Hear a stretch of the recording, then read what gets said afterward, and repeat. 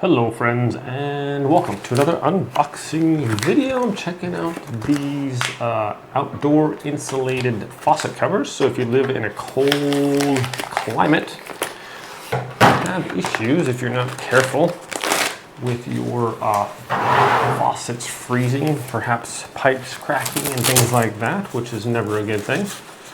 So these little insulated covers go right over your faucet.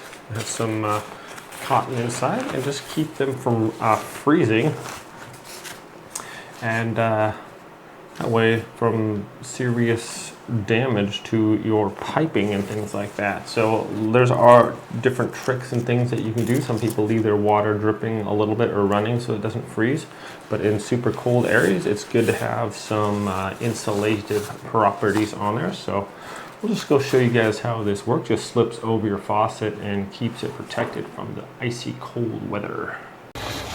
Alright, well this is a 2-pack, so it's nice. You can cover multiple faucets.